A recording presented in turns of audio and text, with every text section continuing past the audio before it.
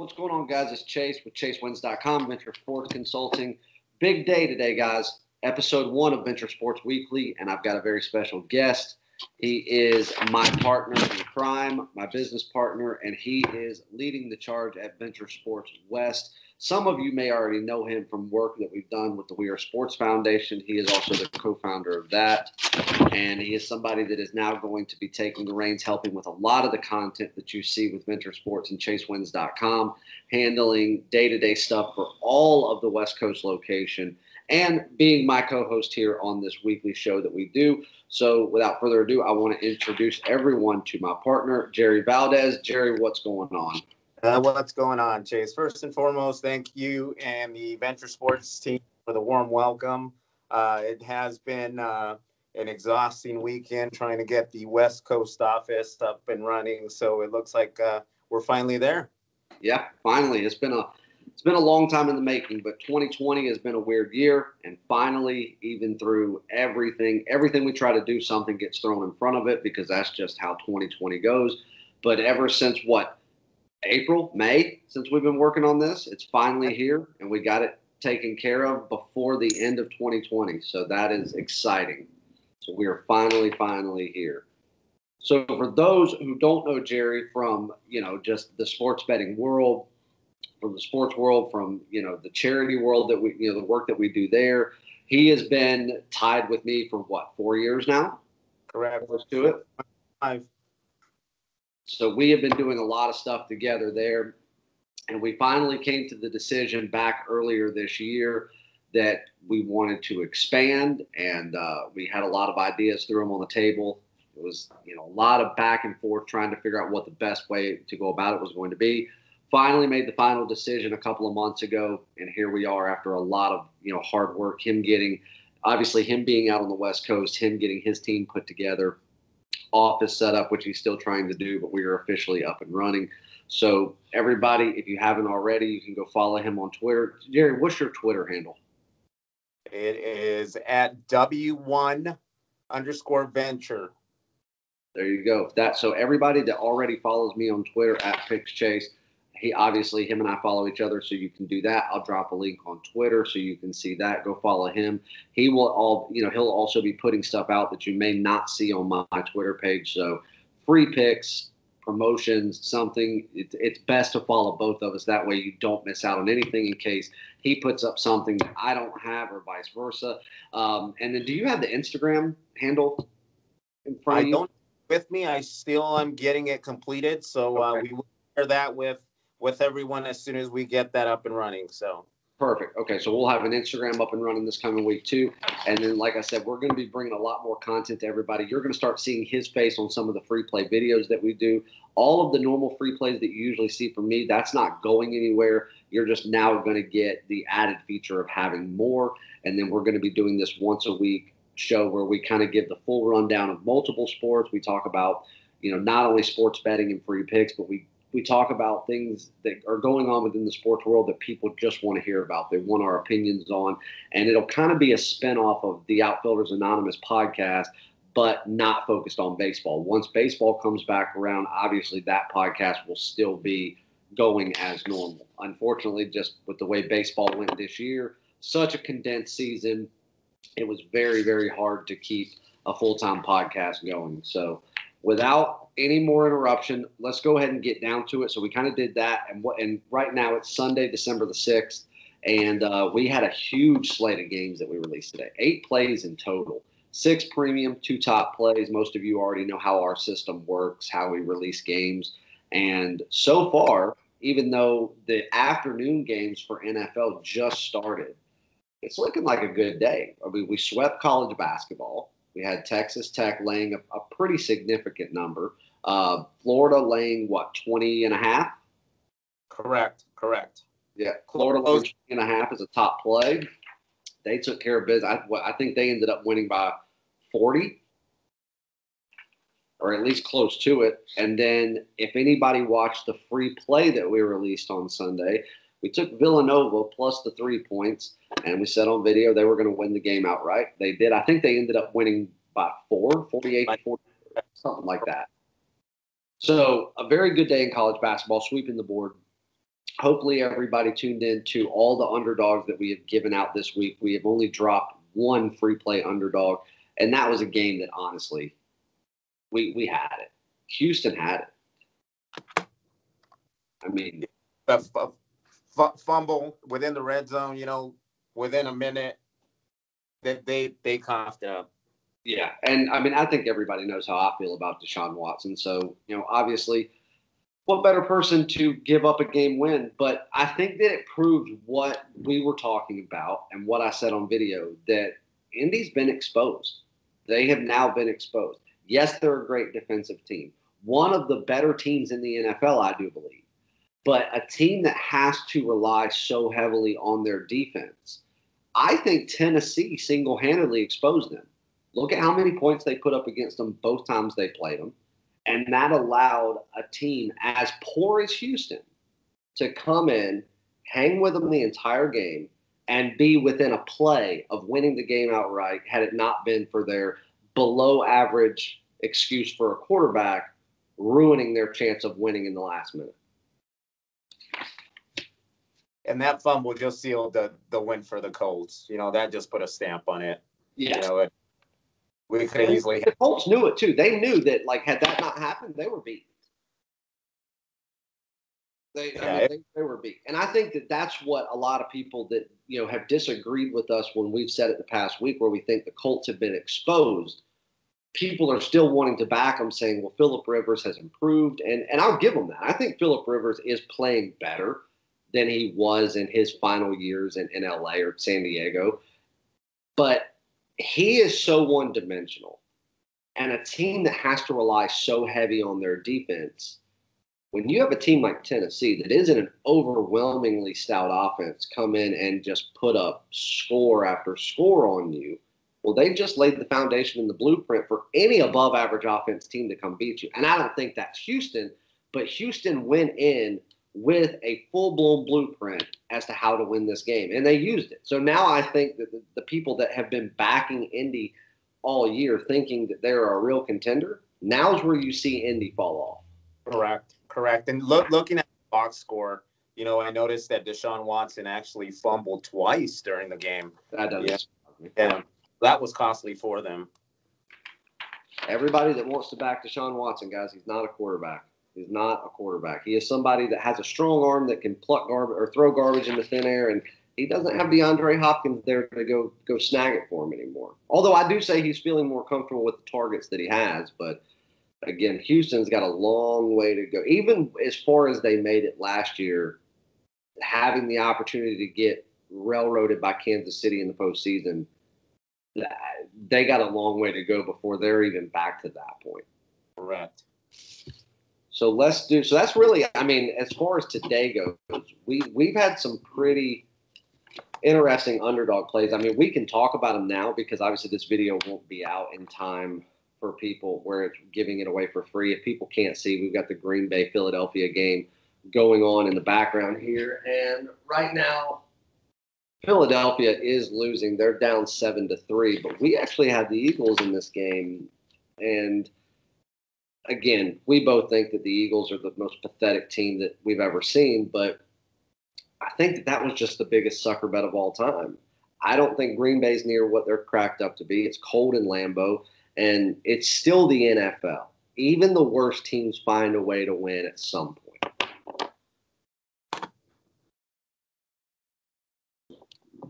I would agree with that. Carson Wentz, he's on the hot seat, but I think they get it done today, Chase. And I think they covered.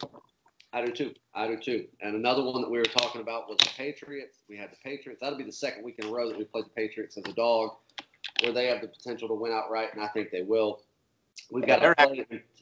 They're actually 14 points mid quarter, so that's looking great for us. Cam Newton's finding his rhythm. He's starting to understand the Bill Belichick system. We do have a play. We won't talk about this one because just in case this video does get out before then, but we do have a play in tonight's Sunday Night Football game. That should be an interesting game. Denver should be now back to quote-unquote full strength. You have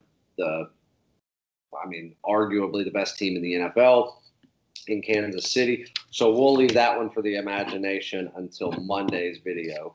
But I guess what we're going to do is we'll give out a free pick before this video ends. But we've been getting a lot of questions about certain topics. And these are topics that have to do with coaches, with players, with organizations, a ton of different things. So what we've done is condense those down into what are we getting questioned about the most. And those are the things that we're going to talk about because that's what people obviously want our opinion on. They know that we have strong opinions, that we don't apologize for what we say if somebody doesn't agree with it or like it. And so where do you think we should start on this, Jerry? I mean, we've got, let's see, 1, 2, 3, 4, 5. I mean, basically 6 things that we just keep getting asked over and over and over about. How about we touch base on the NFL and the Super Bowl contenders? And well topic, you know. Okay, let's do it. Okay, so well, I guess let's start with this. Before we say who the Super Bowl contenders really are, who do you think are the frauds in the NFL right now? So a team that you would look at, you know, you would watch ESPN or you would listen to a Shannon Sharp or, you know, somebody like that who thinks they have all the answers and they keep talking about certain teams being contenders, but you just are not buying into it. Who do you think are the frauds of this contender class for 2021? Well, obviously with what happened today and the Browns win, you know, they're going to be up there in regards to, you know, to some of the fans of Super Bowl contenders. But I don't believe the Browns can actually win a playoff game, you know, when they really face a team that is a legit Super Bowl contender. I.e. the Steelers. I agree with that. Like we were talking earlier, like I think the Browns are a good team. I think they have the talent and the means to win big games. And hell, I think they have the talent and the means to beat a Super Bowl contender. I just don't think they can do it. I think if they get into the playoffs, whether it be a wild card round or they figure out a way to be up there in their division and get past that wild card. When it comes down to it, whether it be the Steelers or somebody like that, I think they're going to be number one outcoached. And I still think that if we talked about the Steelers versus the Browns, even though I don't have the utmost faith in the world in Big Ben, and I think that Baker is somewhat underrated at times, who do you trust more? Do you trust an elite Super Bowl champion veteran in Big Ben or someone that is still shaking off the rookie smell in Baker Mayfield? Correct. So, yeah, I agree with that. I do think they are one of the frauds. Kind of just who we talked about, Indy. They've been kind of in the conversation.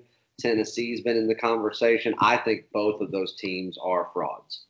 Correct. And obviously whoever wins the NFC East, you know, with a losing record so far, you know, you have to consider them a fraud. Yeah. And we can go ahead and say this. I mean, obviously there's been back and forth. We had a big premium play on Washington to take down Dallas on Thanksgiving Day, which they did. They blew the doors off of them.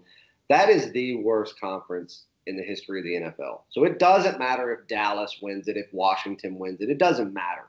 One of those teams technically is going to make the postseason. It doesn't matter which one. They're a fraud. They cannot and will not go deep into the postseason or be someone that we're talking about come February.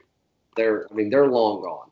All they're getting is a home playoff game with no fans. So it's like, why do you even want it this year? You don't even get the benefit of selling tickets or selling things at a game, which, truth be told, for the NFL, that's a big deal. Even if you know you don't have a chance, you want a home playoff game. Even if you know you're going to get crushed because of how many tens of millions of dollars of revenue it brings in that single day. That can make or break a season. Sure. So anybody there is a fraud. Now, okay, so we just talked about the Steelers. Do you think the Steelers are the real deal? Let me look at who they've actually beat.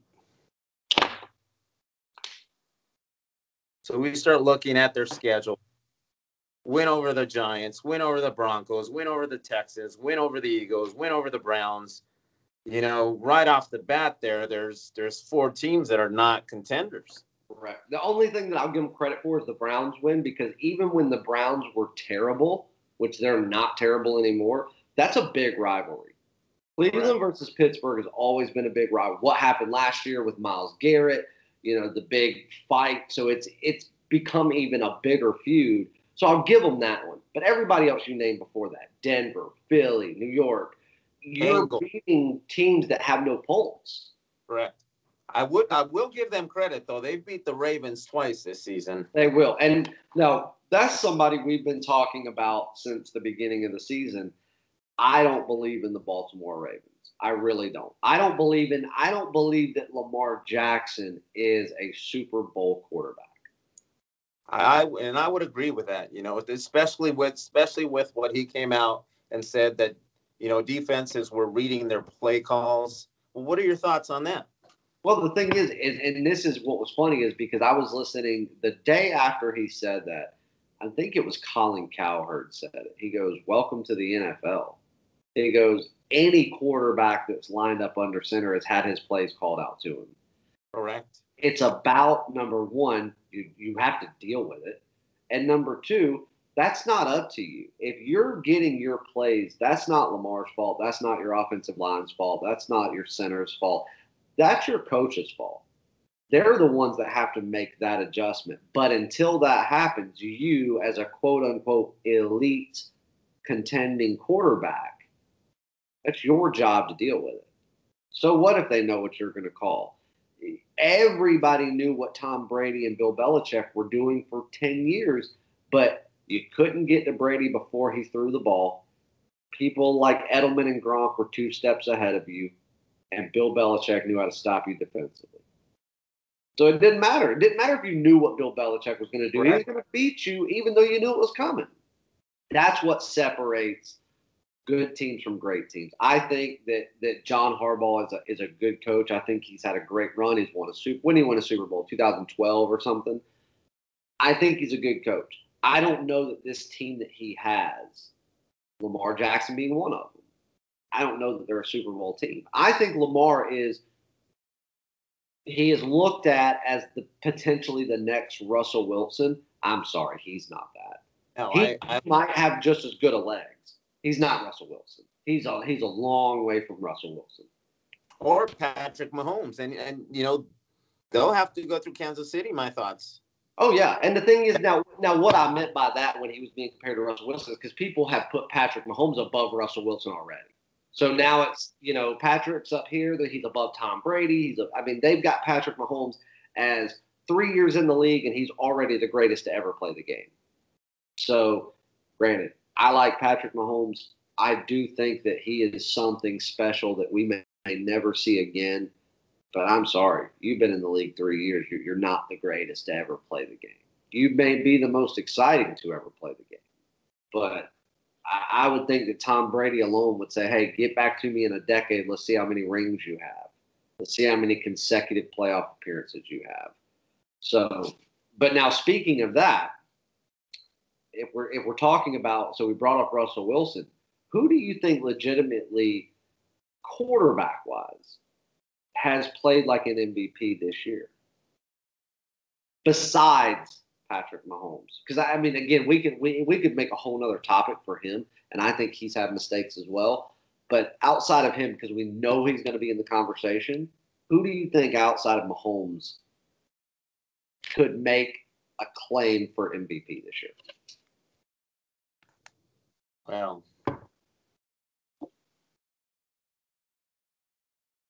what are your thoughts on Josh Allen? I know he's been pushing Buffalo, but then again, we don't have Tom Brady within that league. And New England is now a mediocre team. See, that's my thought. I like Josh Allen. I like what they've done in Buffalo. I think that he should at least be mentioned. But they're what you just said is the asterisk by everything. They don't have to go through a true New England team. They don't have to go through Tom Brady, Gronkowski. Even the fact that Edelman's still there doesn't mean a whole lot, because now you have a mobile quarterback in Cam Newton that even if Edelman was healthy all year, Edelman wouldn't get looked at as much. Which that, besides Gronkowski, was the go-to guy for Brady. So I think that Brady not being there, I think that's what keeps him out of it. I would agree. If you would have asked me up until week 8, I would have stood behind Russell Wilson. And I still think the way that Russell's playing is MVP caliber, but do you think that his defense could be his own downfall? Even though that shouldn't matter. He's not on the field at the time. And if you look at it, he himself has had to win the games for the team. I mean, it's a two-man show in Seattle. Yeah, I can tell you what, that defense is going to hold them from a Super Bowl title. Oh, yeah. Yes. And then, yes. Especially when going up against, again, like a Kansas City, a running gun, with that are capable of putting up 30, 40 points. Right, exactly.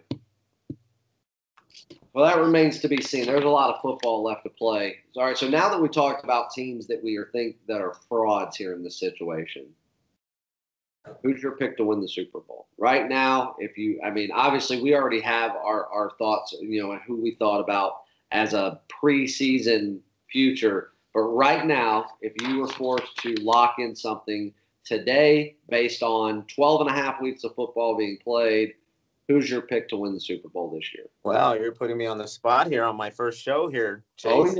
Oh, yeah. Well, I'm going to give one, too.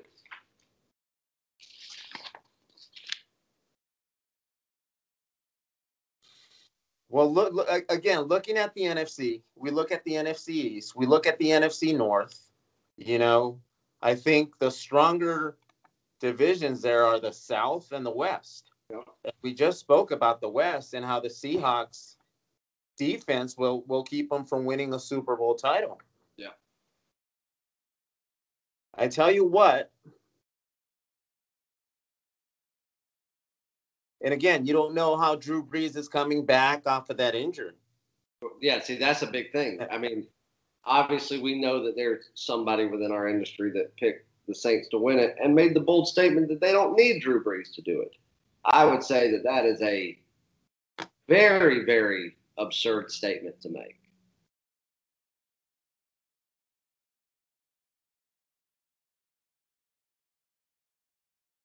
Again, I can see, and this isn't my pick, but I can see if Green Bay goes on a run, we can see Aaron Rodgers being Aaron Rodgers and taking them to the Super Bowl. Yep. Oh, absolutely. I don't think that they are truly a Super Bowl team, but it's just like what you said. Green Bay is good enough to go on a run, and Aaron Rodgers is Aaron Rodgers. And all he needs is a handful of really good Hail Marys, which he's known to do every week, and they're in the Super Bowl. I mean, hell, they were close to it last year. They were a few good Aaron Rodgers moments from playing Kansas City in the Super Bowl. I mean, they were right there at it. And I'll say this. So at the beginning of the season, before it started, I said that I thought that the Kansas City Chiefs would repeat. That was my preseason pick to win the Super Bowl, was Patrick Mahomes and the guys would win another one. And it was because of who they re-signed. Obviously, you got Patrick long-term. They started offensively and defensively re-signing people. So holding that team together. And then, of course, there was rumblings about, hey, are they going to go get certain other players that just aren't cutting it at the teams that they were traded to, or the teams that picked them up where they thought they were going to be the difference maker. We know Andy Reid's not going to hang around for another 10 years. Hell, I don't know that he'll hang around for another 3 years. But as long as he waited to win a Super Bowl, and he finally got one, and he knows that he's going out there with a team that's even better than what he had last year, even though it's essentially the same team, plus or minus a few pieces, everybody else now has another year under their belt of playing together. Patrick Mahomes has another year of experience under his belt, which obviously doesn't look like he needs it, but it still means something. If they hold on to this squad for 3 more years, They're a Super Bowl contender at all 3 of those years. Why? As long as he waited for a Super Bowl, why would he leave when he knows he could just put on a ring every year and say, "This is my payoff for 20 plus years of being denied my Super Bowl"? How do you feel that defense is going to hold up? Well, the thing is, the question is, what defense is going to show up? Exactly. If it's the defense that showed up against the Raiders, then no, you do not want to play an Aaron Rodgers. Honestly, you don't again want to play a Tom Brady, because now look at what the chip he's going to have on his shoulder after that debacle in Tampa Bay. You don't want to play a team like Houston right now with that defense, because they will go downfield every play. You don't want to play a team like Tennessee right now with the way they're playing. There's so many teams that if that's the defense that's going to take the field, you could be in trouble. But then again, at the same time, doesn't matter how many points the defense gives up, because it's almost like Patrick can just say, whatever, I can score more. And that's what's so scary about that kid. That was what was so scary about that Vegas game, was Vegas was the better team that night. They outplayed them. They went down. They did everything they needed to do. And it was with a minute to go, Patrick Mahomes was like, "Oh, don't worry about it. I'll go 98 yards for a touchdown real quick." Never once blinked an eye. And they did it like it was nothing. And Derek Carr was like, "What the fuck do you want me to do?" I mean, he knew it. So you are exactly right about the defense. The defense scares me. That's going to be their Achilles heel if anything holds them out of the Super Bowl. But even that, I can't bet against Andy Reid and Patrick Mahomes, and I'm going to take the Kansas City Chiefs. I would agree with that. And I wouldn't be surprised if the NFC representative came from the Western Division. Oh, yeah. And the thing is, I know a lot of people are on Pittsburgh right now because they are 11-0. They've had an impressive season. I don't think they can do it. I didn't think they could go 16-0. I still don't think they will. But looking at what they have ahead, they could. They actually could go 16-0. I guess the question would be, how does Big Ben hold up? That's the thing. A lot of people are still saying that even with, 5 more games he's got to play, that he is still, based on his career, if you just go look at the overview of his career, that it is still likely he'll get hurt this season. That's not good. If he was going to get hurt this season, you want it week 2, not week 14. Because then what happens in round 1 of the playoffs when you don't have your experienced quarterback? Because even though Big Ben isn't an Aaron Rodgers or a Tom Brady or a Drew Brees, he's a very vital part of what that team has done to get to 11-0. That veteran leadership and just the way he's played.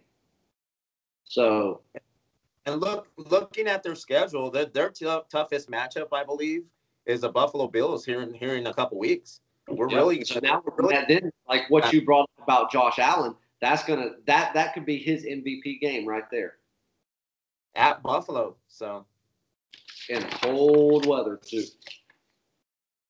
All right, so let's move on from that. All right, here's one. What do you think about this Sarah Fuller, Vanderbilt, having a woman kicker nonsense? Now, before you answer that, I want to make something very clear that the media is not saying here.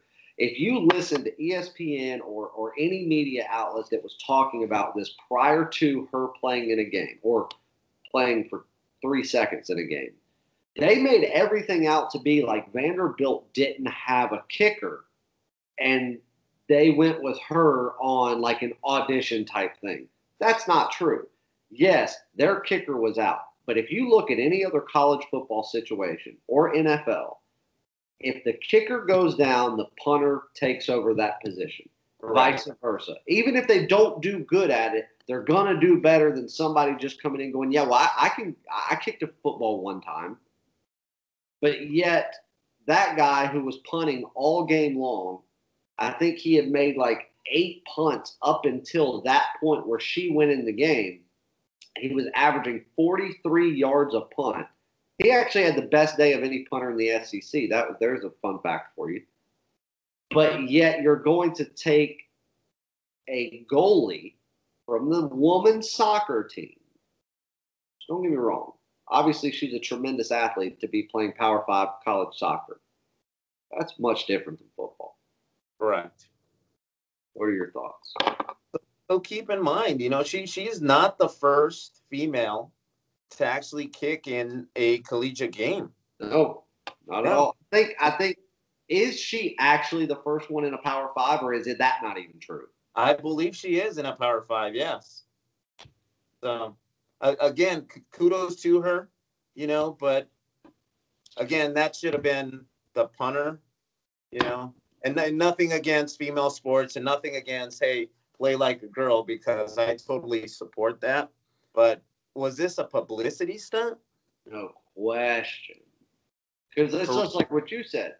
We both have daughters. I mean, hell, that's all I have is daughters. So I'm all about play like a girl and women's equality and everything. But this isn't about equality. Because if you want to talk about equality, then what happens when she's in a position, if this ever happens, where she's going to go get hit? Do not tell me for a second that the SEC or the NCAA would not intervene to say the 300-pound linebacker can't put all of his effort into her. They will. Well, that's not equality to me. If you want a woman to play football, which again, I don't agree with, because it's not because I don't think that women are capable, and I get the SJWs on me, but they're not built like men. These are two completely different types of human beings. That's why you don't see 300-pound linebacker women, nor would they want to be destroyed by one. I would not want if my daughters were like, hey, I like football, but I want to go play, I'd be the first one to go, no, because I don't want you killed out there. And I also don't want you out there getting special treatment, because you know what? That just ruined that entire sport. And she's expected to come out and play against Georgia. Yeah, right? well, no, that game, I think that game ended up being canceled. But yes. So remember, when that was announced that she was going to come back out. So she, first off, before that even happened, she won SEC Player of the Week. That was an absolute joke. That's how you know it was a publicity stunt, because she kicked one kick to start the second half. That was her only contribution to the game in a game that you lost 41-0. And on top of that, your kick sucked. I'm sorry. It sucked. It was awful. Now, I'll quote Todd Fitch, based on an article I'm seeing, and he's, quote unquote, he said that, he'll continue to put out the best people out there, and she's going to be one of the best options. And I don't agree with that. No. Here's the thing. There was even a guy that came that's on Vanderbilt's, I guess, I don't know if he's considered like an emergency backup or something, but he is not somebody that has ever taken the field for Vanderbilt. But yet he is a walk-on athlete for the football team. He was a kicker all 4 years in high school for a 5A high school out of Texas. So don't tell me that this kid doesn't know how to kick. And listen, obviously she's a soccer player, a goalie though, but she has a strong leg. She knows how to use it. But when you're down, when you lose the game 41-0 and people are calling, well, it was a squib kick. It was squib kick. No, it was a bad kick. That's what it was. Nobody, when you're using a publicity stunt to take the focus off of how bad your team is, are they going to go and have this methodical plan to make her do something other than a regular kick? They wanted her to kick something 50, 60 yards and it'd be like, wow. She wanted it too, and it was obvious, and she didn't get it. But it was understanding that kick was what they wanted, what they had planned, towards the right. She gets Player of the Week. I don't agree with it. That's like a participation trophy.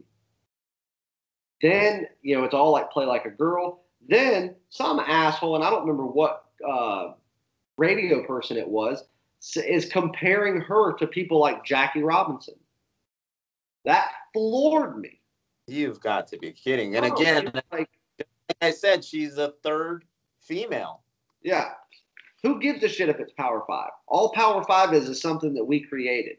You comparing her to someone that changed the sport, changed American landscape, broke the color barrier, and changed civil rights to a girl that went in and made a shitty 30-yard kick in a football game where you got beat 41-0. Are you joking me? And you just got compared to quite possibly the most important person to ever play America's longest standing game. That is sickening to me. So let me ask you this, Chase. Based on what we're seeing in this movement, will we ever see a female kicker in the NFL? Yes. I think so. We already have female refs. Now you have female coaches, not head coaches, but coordinators. I think San Francisco has one. Arizona has one. New York, the Giants may have one. I could be wrong about that. But I know that San Francisco was the first, and I think the Cardinals were the second to bring a female onto the coaching staff. Which, hey, if you know what you're doing in that regard, more power to you. Correct. And don't get me wrong, I'm not against it. But as long as they're able to perform as a professional athlete within that position, all power to you. Yeah, exactly. So that's the thing. So you brought up, okay, will there be one in the NFL? I think because of this movement, yes, there will be. The question is, like what you said, can you perform? If you're going to go out there and kick a field goal, well, let's say that your special teams botches that line and here comes somebody for you. Okay? Can you handle getting hit? Can you handle the pressure, like if we have a female punter, of catching the ball free air, dumping it while having 300-pound men rush you? Can you handle it? And if you get hit, can you take it? Can you get back up? Can you do what the other people can do? And I'm not saying that, men are better than women. Men are built different than women. Right. If we were built the same, there would already have been women in football. There would already be a true women's football league. We wouldn't be having this conversation. If you can't do that, then I don't think they should be able to participate in that sport at that regard. Coaching, ownership, training, all that stuff, more power to you. I think it's great if you know what you're doing. But the thing is, if you bring in a kicker or a punter, let's say, that's female, and you have to then alter what you're allowed to do to that person, well, now you just change the game. Now you're taking something away from someone that's been working their whole life at it. And that's what I hate so much about the Vanderbilt situation, because they're giving this girl so much credit that is undeserved for things that she didn't do or things that she doesn't represent. And now you have these five-star Power Five scholarship football players that have worked their entire lives to get to this point that are like, shit, I'm third string. I've never got to play, but I still work to get here. Why not put me in? Because I know how to do this. No, I might not be as good as the starting kicker, but I got here because of my kicking, even though I'm third string. She's never put on a football uniform. I think that's a slap in the face to those kids. And that's why how many quit? 7 kids walked off that team and said, we're done.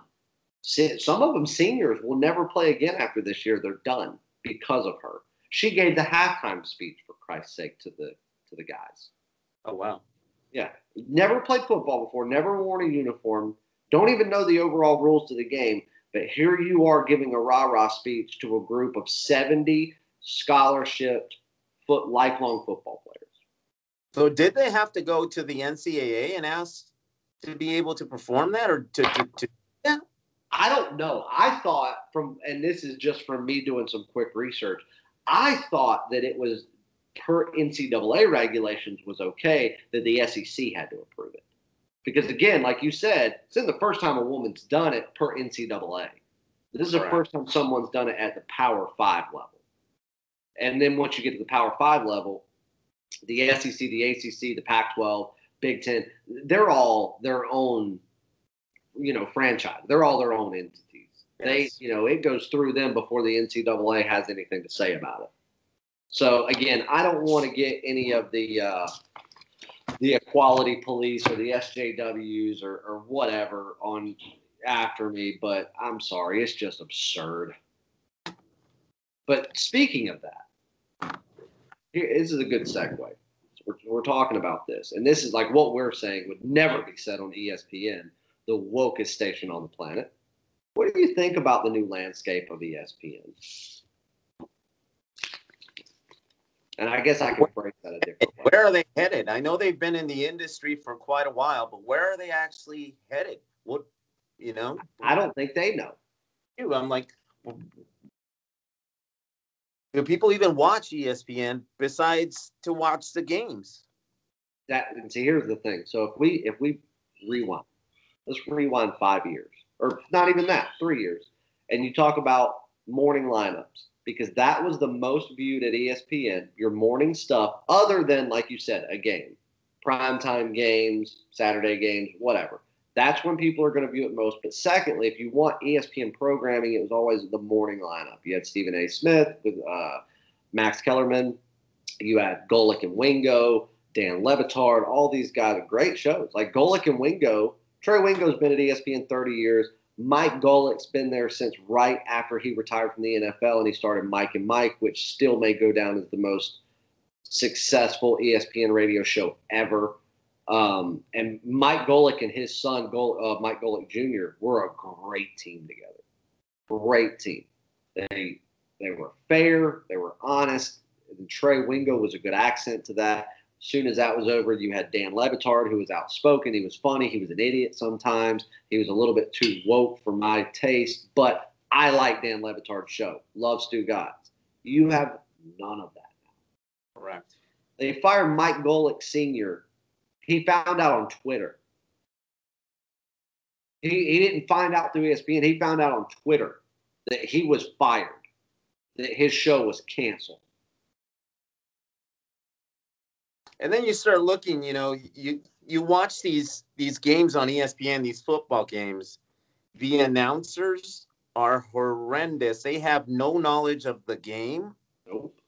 I find myself questioning their comments. Now, I'll say this. So Mike Golick Jr., ever since their morning show was canceled, and he's got that new show, Golick and Jeannie or whatever, that ESPN's trying to do where it's white male, black female, equality, woke this, woke that. And don't get me wrong, I think both of them in their own right are entertaining, just not together. Because it's almost like they're both too upbeat for each other.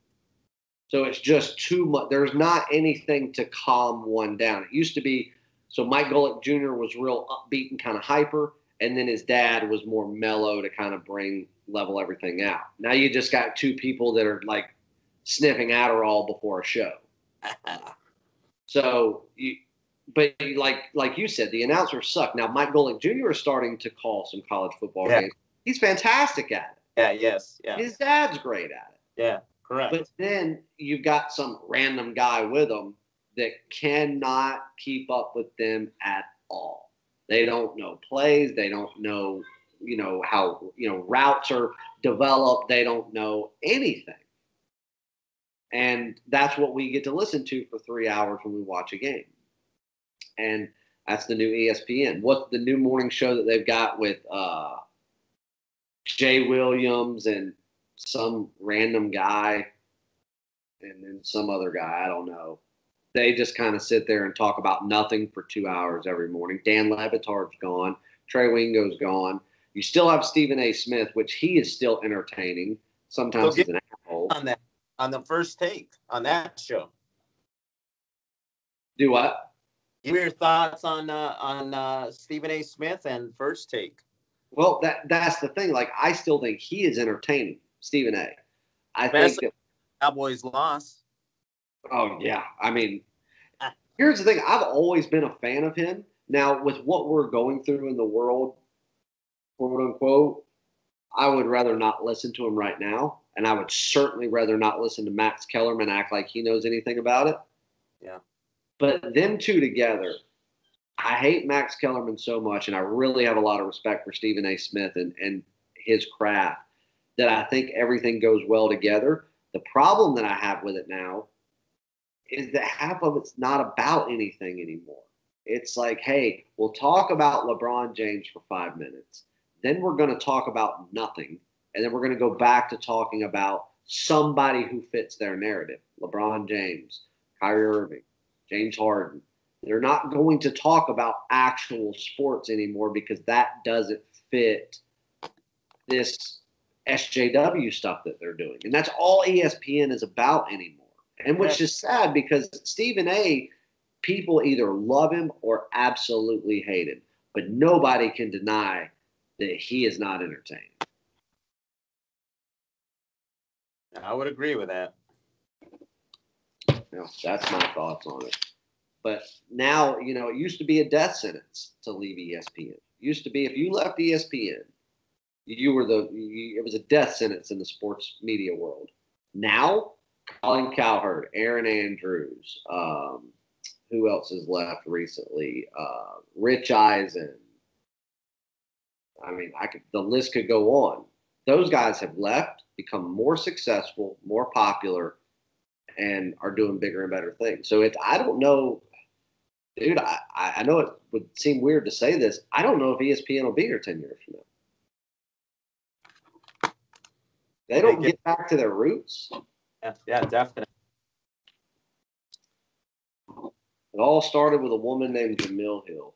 I won't go into that. I don't want to have a stroke. But all right, so we just talked about Jay Williams. So let's do this then. Well, I tell you what. I want to look at something here because I want to give people a free pick today. What do you want to give them a pick in? Let me look at the slate here.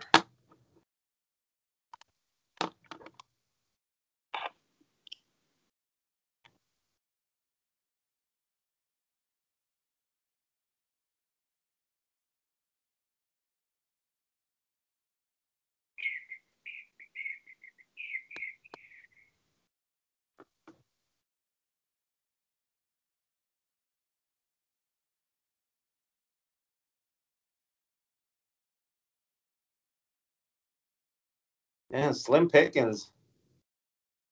For this coming week? Oh, for this week? Okay. Yeah, well, just looking at the week ahead, so we can do, NFL, we can do college football, we can do college basketball, anything. What do you think we should give them a free pick in?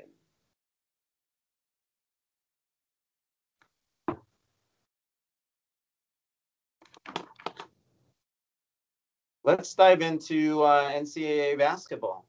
All right, let's do it. Let's see what we got coming up this coming week.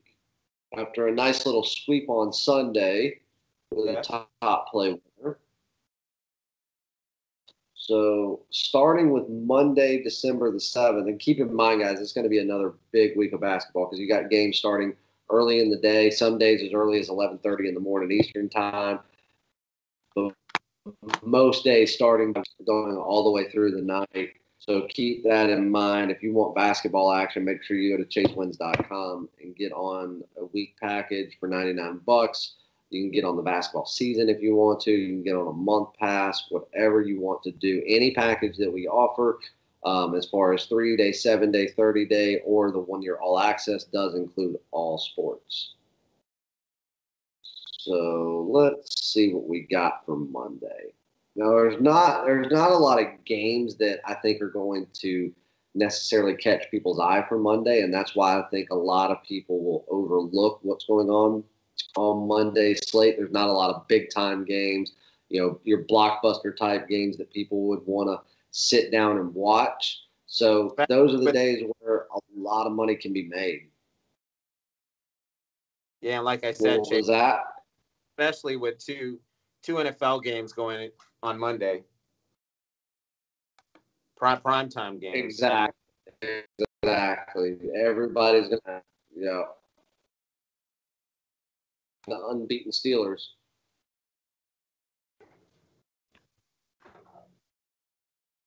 Here's one that I'm not overly in love with the spread on, but this is a mismatch. It really is. The only reason I don't like the spread in this one is because you have two teams that don't have a ton of experience yet as far as this season goes. They both only have 4 games under their belt, so they're still trying to somewhat find a rhythm. But at the same time, there's one team that's just worlds better than the other. That's Eastern Kentucky versus Morehead State. Eastern Kentucky laying 10 right now. I love to get it at 9, but I'm okay laying 10. Because truth be told, when I look at these teams, especially what they've put on the court for 4 games thus far, I see Eastern Kentucky as a 16-point better team any night of the week.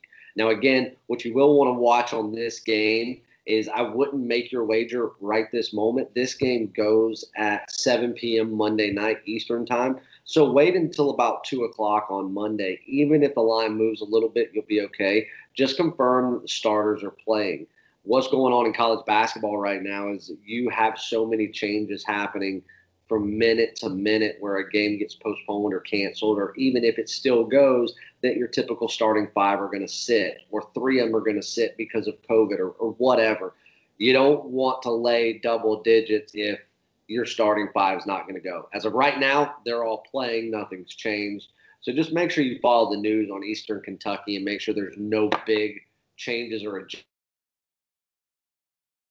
prior game time. And then if you do that and everything's the same, I'm more than comfortable laying 10 points over Morehead State in a game they should win by 20 plus. I would agree with that.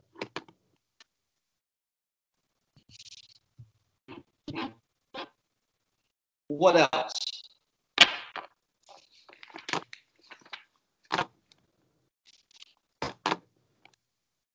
What are your thoughts on Pittsburgh laying 6.5 against Washington at home for a Monday night game?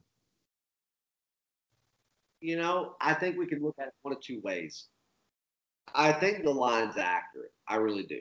Washington is playing much better than people give them credit for. They're finally, figuring out a way to win some games. They had the big win on Thanksgiving over what is a terrible Dallas team, but still a big game to win any year.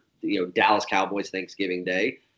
Pittsburgh's wanting to keep their perfect record. They're wanting to, pave their way to the Super Bowl, so on and so forth. I think the line is accurate. But it's like you and I were talking about last night. When you start getting into laying a touchdown past week 8, 9 in the NFL, you're playing with fire.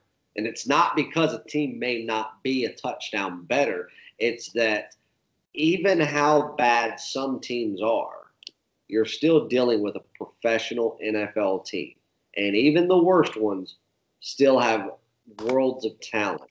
And when they have enough time to figure someone out, a game can at least be made interesting. That's why we see teams like Houston, winning or keeping up with Indianapolis and should have won the game outright. We see a team like the Jets who should have won their game today but lost it in the final seconds. They beat the Raiders. They beat them. The scoreboard didn't show it, but they beat them. It was their fault that they let Derek Carr go for a 50-yard touchdown in the last second. How much do you feel it's going to impact them coming off of a Wednesday game in a short week? That's a big thing. I think it will. This is a game that I think that if you look at the two teams on paper, take away what day it's being played on or what their schedule's been. If you look at the two teams on paper, Pittsburgh by 11. That's what I have. That's what it should be. So you tell me why it's not at least a touchdown. And that's because even the odds makers realize that their schedule, what they've had to go through with COVID and this and that. And look at what Baltimore did to them. Baltimore, again, like what we talked about with Tennessee, exposing Indianapolis for the one-dimensional team that they are, so that a team like Houston can come in and have the blueprint to success to beat them. I kind of think that Baltimore did that to Pittsburgh. Now, that's not saying that Baltimore showed them how to beat them, because they didn't beat them. But they showed them how to keep them from being overly successful. And that's where I think the value comes in this game. It isn't thinking that Pittsburgh's going to lose outright. It's saying, are they going to win by a touchdown? Because right now, with the way Baltimore is playing, I would say that Pittsburgh has a tougher time coming off of a short midweek game than they did against Baltimore. I think this is a bigger challenge for them on Monday Night Football than they had against the Ravens, and they're less rested. And it's almost too easy to take Pittsburgh minus 6.5. Correct. Too easy because obviously they should win this game by a touchdown. But this line right here is Vegas begging you to take Pittsburgh. They're begging you. If they wanted money on both sides of this game, it would be 7, 7.5, 8. They would want it to where it would be at that number to where you have pushing at 7 or 7.5 would make it they win by a touchdown, so they'll get action on both sides. They know that under a touchdown, Pittsburgh's getting the action, no questions asked. And Vegas doesn't do that unless they're okay with this being a completely one-sided wager where all the money comes in on one side and they either win it all or lose their ass. Vegas doesn't like to lose. And so what's the situation with the Steelers running back? Out on COVID and the reserve list? Well, he's on the COVID list. I don't know that he has COVID. I don't know what the COVID list even entails anymore. Is it that you know somebody that has COVID? You heard about it on TV that somebody had COVID, and because you watched the news report, you now have COVID? It seems like if COVID is set around these players, they're now on the virus list and they can't play. Does contact tracing fall into this? They wear. So I was reading up on that. So college basketball, I know, is doing it, and the NFL is doing it. They have these little trackers, and it's like, so I have this coin here. It's a square one, but it's probably about the size of that, and it's stitched into their jersey. So like right here on my baseball jersey here, you see that tag? Tags like that, square tags, are up in one of the corners. Double-sided, and inside the jersey, they're sticking it, and it's sewn in, monitors movement between players. Everybody wears them. So that way, if you test positive and I'm on your team, they can then contact trace us to say, was Jerry close enough to Chase in this time frame to where then we now have to consider Chase on virus list because you tested positive. That's how they're going off of it. So again, good idea, but that's how they're also, because people have been questioning, they're like, okay, well, if a team had 4 people test positive, but yet the center can still play, but the quarterback can't.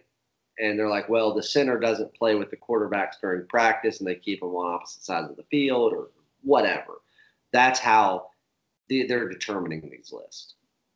So, but I really do think, like what you said, short weeks in the NFL have always mean something. But when you talk about a day, it doesn't mean a whole lot. It's a big deal when you are planning on playing during Thanksgiving. Or no. What day were they supposed to play originally? Thanksgiving. They were the late game Thanksgiving. Thanksgiving Day. Then they have to go all the way to almost a full week later. Both teams deal with COVID nonsense. Both teams deal with internal changes. Both teams deal with nothing being normal. One team is dealing with being on the road, so on and so forth. Now you finish out that game on a Wednesday. It's a 3:00 game. That doesn't mean much. Play at 3, play at 7. You're still playing on a Wednesday. Now here you are on a Monday night in prime time against a team that is nowhere near rested enough. And they're still shorthanded. I mean, truth be told, Pittsburgh is still, they're not 100%. Correct. And with what Baltimore did to them, when they were completely depleted, just think what a more healthy, more prepared, more rested team could do to a shorthanded, unrested Pittsburgh team. We've been saying for 3 weeks, Pittsburgh's time is up. They're going to lose. We do not think they're going to go 16-0. Facing this team in Washington. And look, Alex Smith, man of the year, in my opinion. Yeah, absolutely. What he came back from?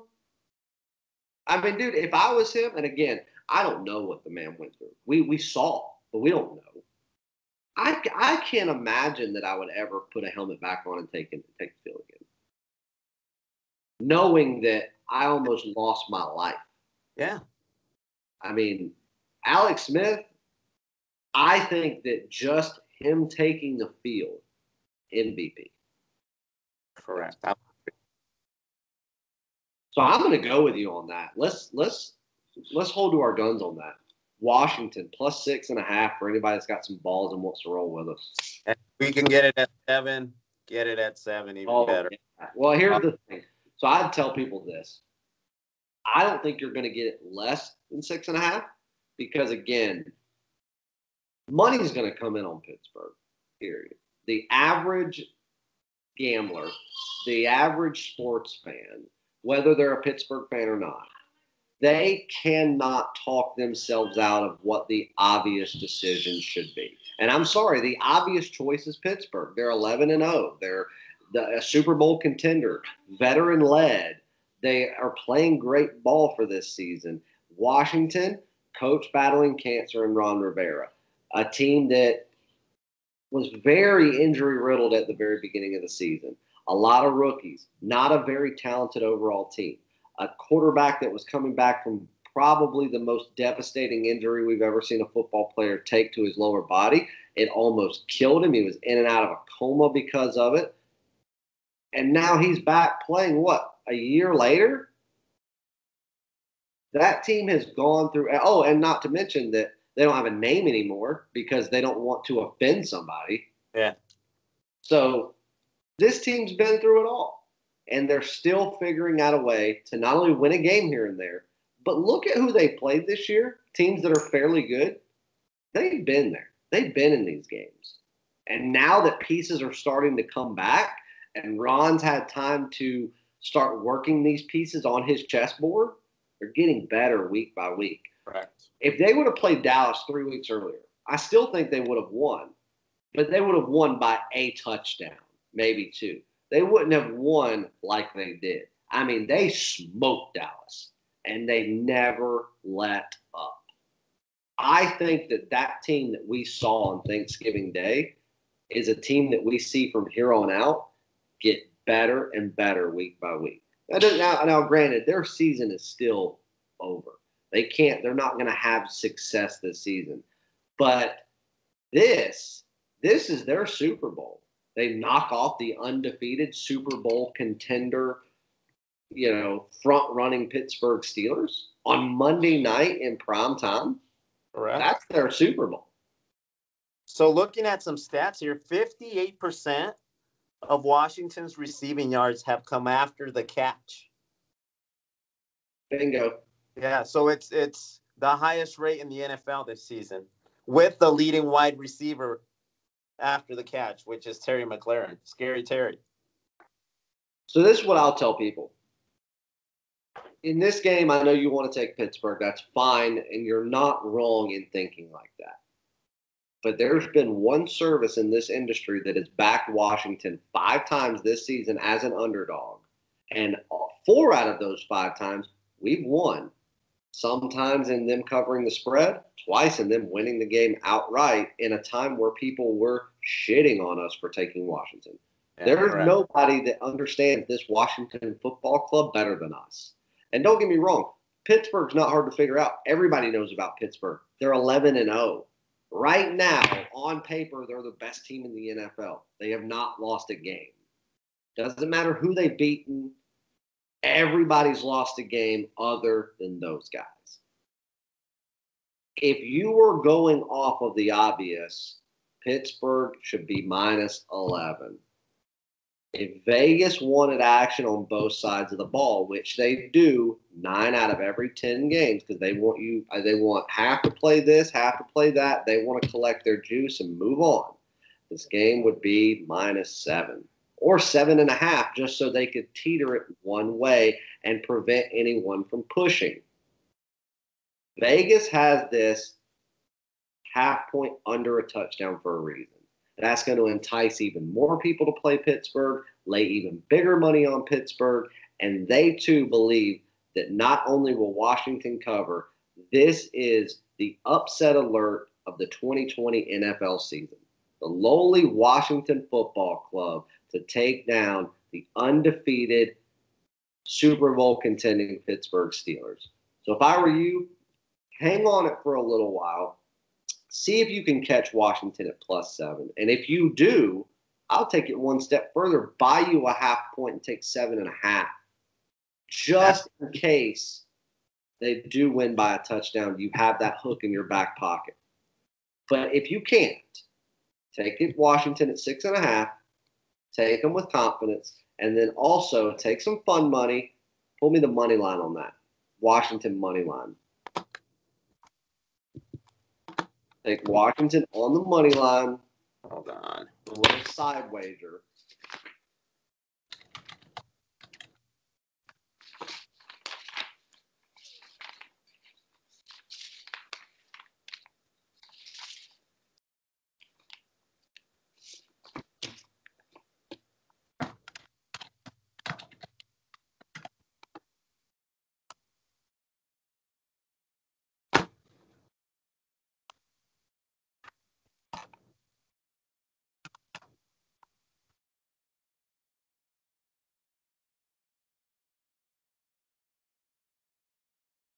Yeah, I'm not seeing it. Hold on, I can pull up my William Hill app and see what they've got.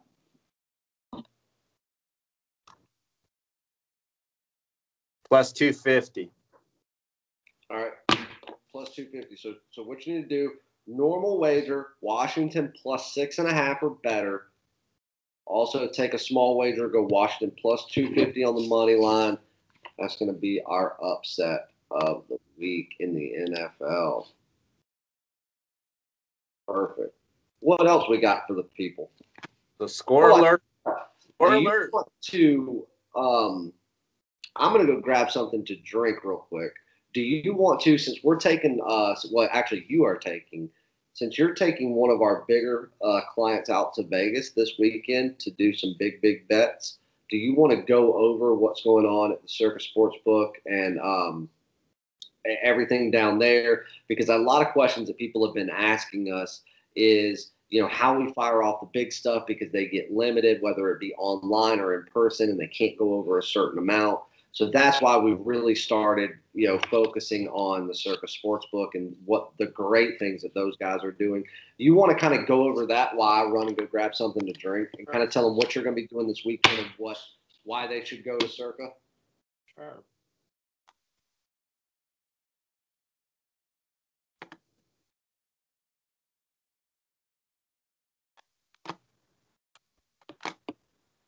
So Circa just recently opened down in Fremont Street on the old strip. Biggest sports book in Vegas. Biggest sports book. They include the stadium swing, which is actually the swimming pool with a big screen, nothing but sports, and allow you to actually place wagers out in the pool area. It's the most badass place in Vegas. Hey, tell them this. We'll on our Twitter pages, we'll actually put some pictures of that whole setup they've got out there so people can see what we're talking about. But real quick, I'm going to run out of here and grab something to drink. I'll be back in a second. You keep talking about Circa.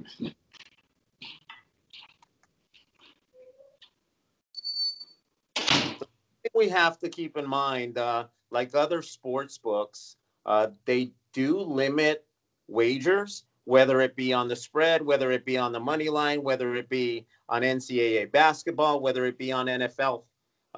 So based on Circa, they do not limit the player. They put limits on specific sports. So we have to be very, very aware of that going into the Circa Sportsbook. Many people think that they put limits on or they limit a specific player based on the amount or his winnings. Again, this is not the case at Circa. Circa limits or puts limits on certain wagers based on the sport. I'm trying to pull that up so we can go through it.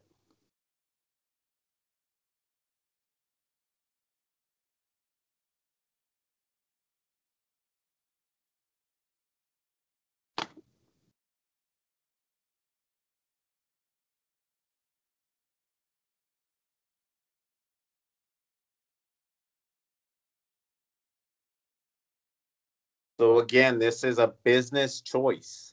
It is not regulated from casino to casino, or it is not regulated in all of Vegas. This is a business choice.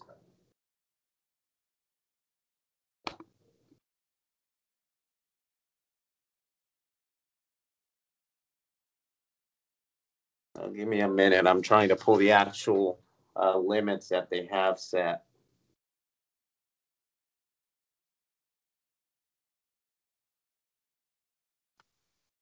Okay, so it does say, regardless of the skill, Circa would put a standard limit sheet and offer limits on over-the-counter and bets on their app. So again, it does not incorporate the player, rather the limit on the sport. And again, I will be going out there, I believe, Thursday and Friday, Saturday here in the upcoming week. We are meeting, or actually I am meeting a long-term client of Chase's there, and we will be going to the Circa, and I will be sharing some content and actually having you look at some big bets that we are laying over at the Circa Sportsbook. All right, I'm back. What did I miss?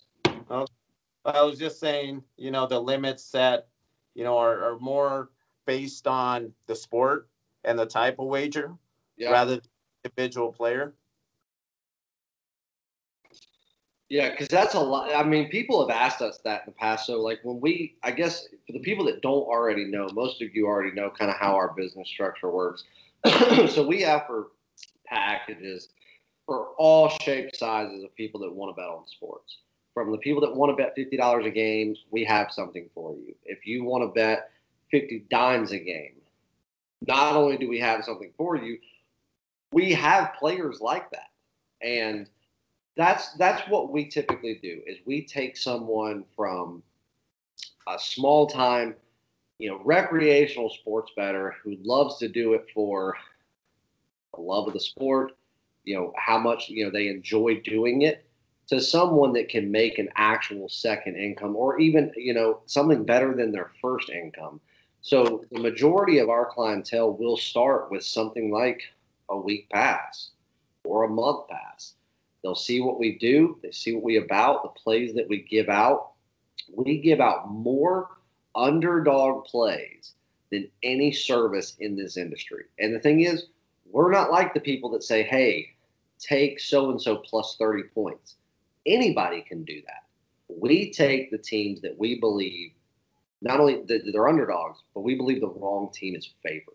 And 9 times out of 10, they win outright. For instance, this week alone, we've given out how many? 4 underdogs for free? And the only one that did not cover was Houston. And it was because of a fumble in the last few seconds, or in the last minute of the game. They were going to win that game outright. We won TCU outright, Villanova outright. We win these games outright. And now we just gave you Washington plus 6.5 for Monday Night Football against the undefeated Steelers.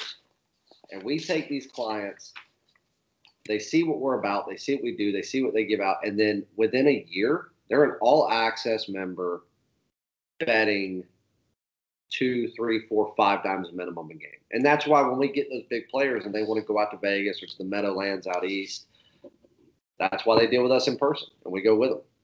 So since you handle all the West Coast stuff, you'll be out in Vegas with a big client of ours. You'll probably see him on video next week because he's going to do some content with us. And what we've got coming up this week with basketball and football, NBA kicks off in a couple of weeks.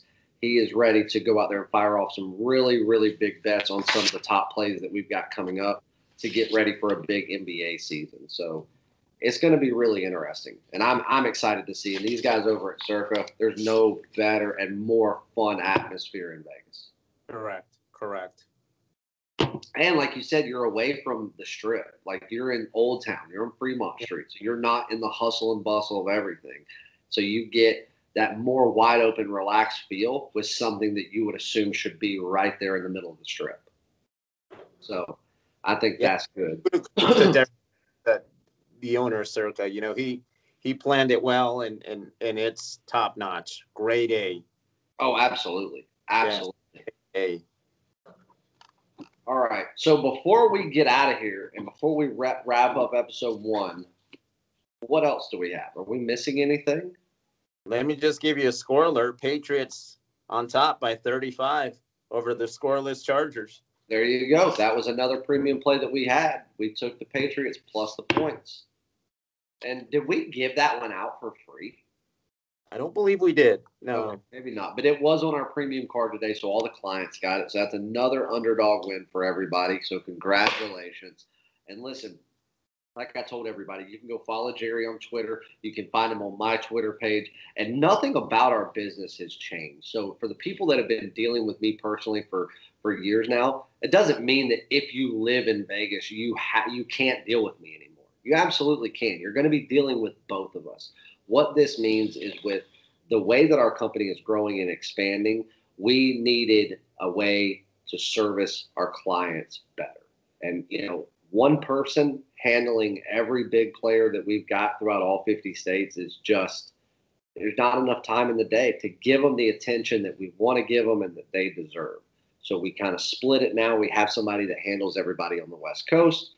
Now and then obviously I will stay handling people on the East Coast. And then, of course, we collab on everything. You're going to start seeing Jerry on free play videos. And then he's going to, over the course of 2021, we're going to be adding stuff that has never been available on chasewins.com before, as in certain sports and the types of plays that we give, the specialties that he has, that he brings to the table. All of our all access members will already have access to it. And then for the people that want to just try that stuff out, you will be able to purchase the things that he is bringing to the table right on chasewins.com. And, from now until throughout 2021, you'll be seeing new things pop up on a very regular basis until we get this thing to where we want it to be. And we're, as much as 2020 has sucked in the sense of every time you think something's going to go good, the government decides to step in and make sure that you have to go sit back home or something. Trust me, we've already jumped through every hoop that it takes to make sure that we can expand something while everyone else is shutting down. 2021 is going to be a wild ride. Definitely.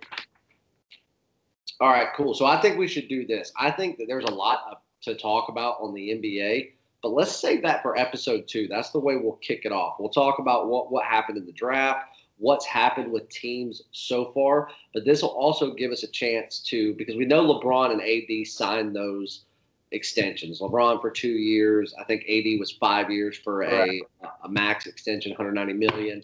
And now I think there's 290 million or something on the table for Giannis for a super max extension. That's still in the works. So let's give it a couple of days. Let's see what happens in the world of the NBA, or who knows if that'll even be their name come 2021.